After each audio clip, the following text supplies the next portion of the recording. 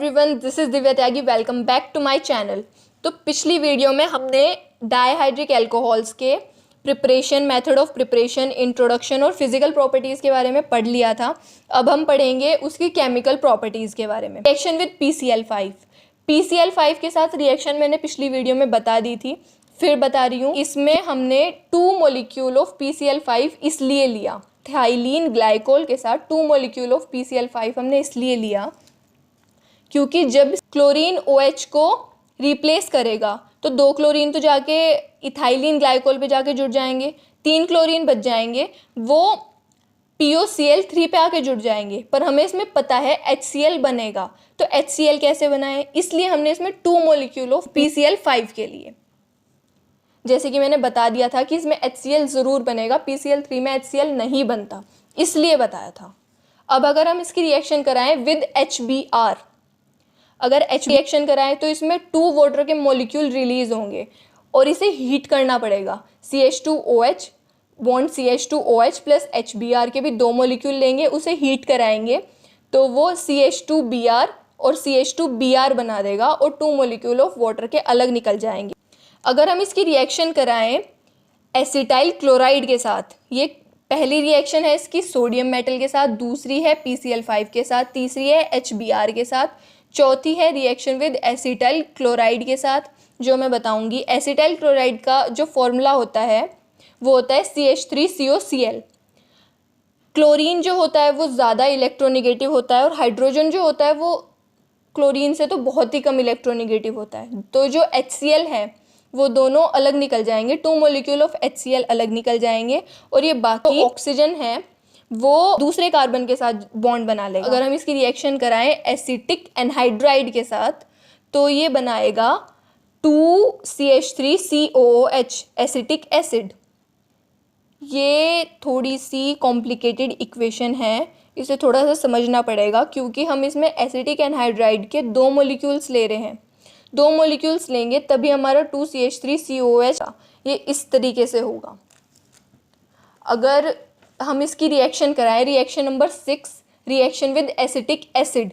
Acetic acid के साथ हम इसकी रिएक्शन कराएं तो उसमें 2H2O अलग निकलेगा, बाकी सब एक साथ जाके जुड़ जाएगा, di acetic glycol. Reaction with nitric acid, reaction number 7, ये मोस्ट इंपॉर्टेंट है क्योंकि एक एक्सप्लोजिव देगा। जो इसका प्रोडक्ट होगा वो होगा एक एक्सप्लोजिव और ये यूज़ होता है एक्सप्लोजिव मटेरियल बनाने में, मतलब बहुत ज़्यादा बॉम्ब वगैरह टाइप इन चीज़ों में यूज़ होता है। हम इसके साथ सिर्फ नाइट्रिक एसिड की रिएक्शन नहीं कराएंगे, इसके साथ हम कंसनट्रेटेड H2SO4 भी लेंगे। अब जब अल्कोहल के साथ एसिड कहीं पे आ जाए तो समझ जाओ कि वाटर का मॉलिक्यूल रिलीज़ हो रहा है। वाटर का मॉलिक्यूल रिलीज़ होगा जब कंसनट्रेटेड H2SO4 प्रेजेंट हो उस रिएक्शन में। जब इथाइलिन ग्लाइकोल के साथ हम HONO2 की रिएक्शन कराएंगे और H2SO4 की प्रेजेंस में, तो वो 2HOH अलग निकल जाएंगे, तो हमें उसमें मिलेगा डाइनाइट्रोग्लाइकोल इथाइलिन डाइनाइट्रेट जिसका नाम है। ये एक एक्सप्लोसिव है। केमिकल प्रॉपर्टीज़ है इसकी, अगली है property number 8, reaction number 8, dehydration. Dehydration क्या होती है? Elimination of water. ये बहुत ज़्यादा इंपॉर्टेंट है एग्जाम के लिए।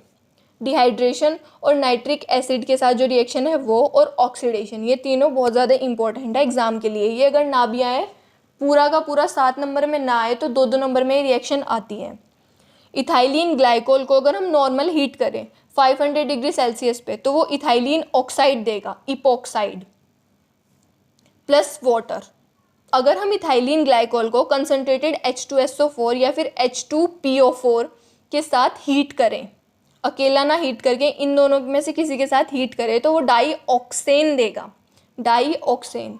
इसमें हम लेंगे 2 मॉलिक्यूल ऑफ इथाइलिन ग्लाइकोल जो हमें देगा बाद में डाईऑक्सेन कंसनट्रेटेड H2SO4 या फिर H2PO4 की प्रेजेंस में, और वाटर का मॉलिक्यूल इसमें अलग निकल जाएगा।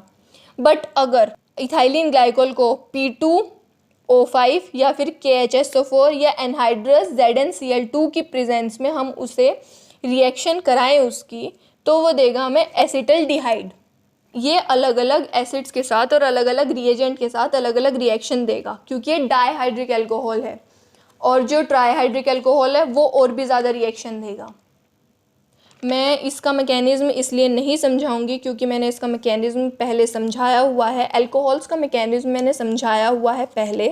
अगर किसी ने वो वीडियो ना देखी हो तो मैं उसका लिंक डिस्क्रिप्शन में डाल दूँगी, आप वहाँ से उसे देख लें। और जो ऑक्सीडेशन है मैं उसका भी मैकेनिज़्म नहीं समझाऊँगी क्योंकि मैंने उसका भी मैकेनिज़्म समझाया हुआ है, आप वो देख लें। वो और ये बिल्कुल सेम है, बस इसमें 2 OH ग्रुप हैं। फिर भी समझ में ना आए तो मैं उसके लिए एक नेक्स्ट वीडियो बना दूँगी। फ़िलहाल ऑक्सीडेशन अगर हम इसकी कराएं, पहले तो बुक में जो डेफिनेशन है ऑक्सीडेशन की वो ये है, the oxidation of ethylene glycol with HNO3 yields a number of substance as one or both the primary OH groups may be oxidized first to aldehydes and then to carboxylic groups. The final product is oxalic acid. ये तो definition में भी है कि जो हमारा final product होगा वो हमारा ऑक्जेलिक एसिड होगा। तो इसकी पॉसिबिलिटीज़ क्या क्या हैं, ये सिर्फ समझाने के लिए है, इसकी ये पॉसिबिलिटीज़ हैं, समझने की ज़रूरत है।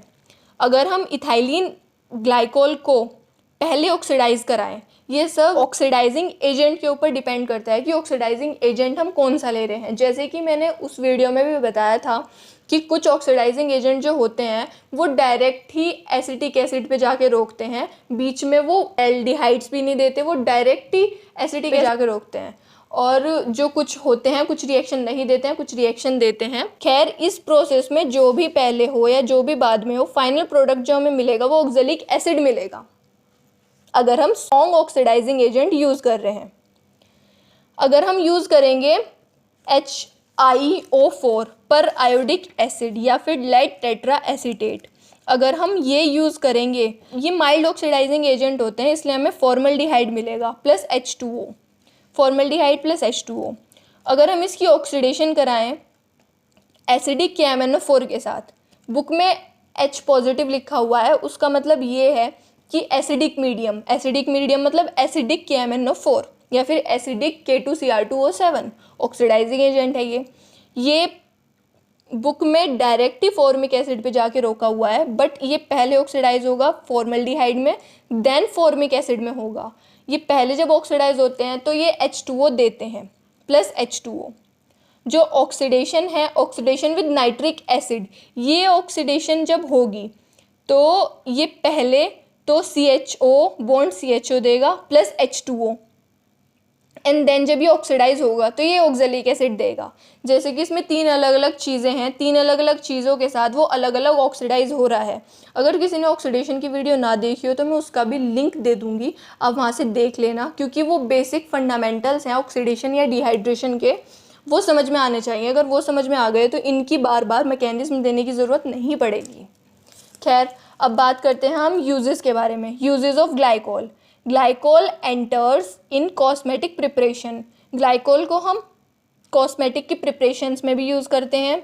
नाइट्रोग्लाइकोल is used as an explosive. Nitroglycol जो होता है बॉम्ब वगैरह बनाने में यूज़ होता है, एक्सप्लोसिव वही होते हैं। Glycol is used as an preservative, मतलब ये यूज़ है इसके कि ग्लाइकोल यूज़ होते हैं, वो प्रिजर्वेटिव की तरह यूज़ होते हैं। और एज एन ल्यूब्रिकेंट, मतलब लैब में यूज़ होते हैं। As an solvent in spirit wicks में भी यूज़ होते हैं। ऐसे भी यूज़ होता है कि glycol is used in treatment of glaucoma, increase abnormal eye pressure due to its ability to dehydrate the tissue from its water content. मतलब ग्लायूकोमा एक बीमारी होती है आँखों की, जिसमें आँखों का प्रेशर एबनॉर्मली बढ़ता है, उसमें ये यूज़ किया जाता है क्योंकि इसके पास वाटर है, OH है, मतलब इसके पास एबिलिटी है डिहाइड्रेशन की रिएक्शन दिखाने की, उसमें डिहाइड्रेट करने की टिश्यूज़ को, उसमें आई टिश्यूज़ को डिहाइड्रेट करने की एबिलिटी की वजह से यूज़ होता है। अब नेक्स्ट टॉपिक हमारा होगा ग्लिसरॉल।